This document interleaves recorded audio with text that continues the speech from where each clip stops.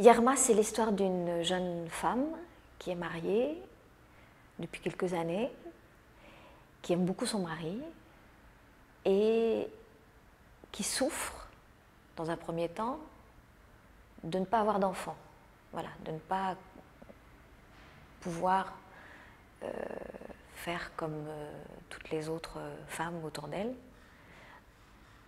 Alors on pourrait croire que c'est une pièce sur la souffrance, voilà, de la stérilité.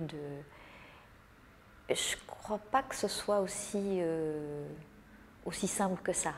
Au début, enfin, c'est très beau, les premiers mots qu'elle dit, pour parler de ses premiers mots, c'est une berceuse où elle s'adresse à un enfant. Et les derniers mots, elle dit qu'elle a tué le fils qui était en elle.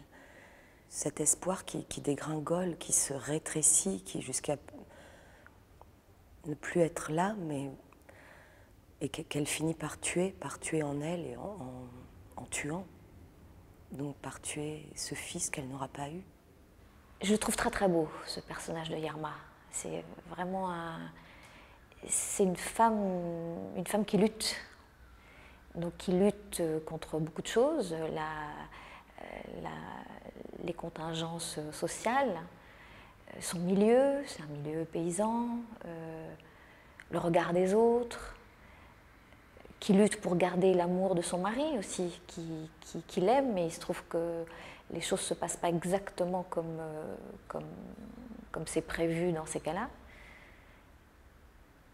Et je trouve ça assez beau, cette façon de ne pas baisser les bras.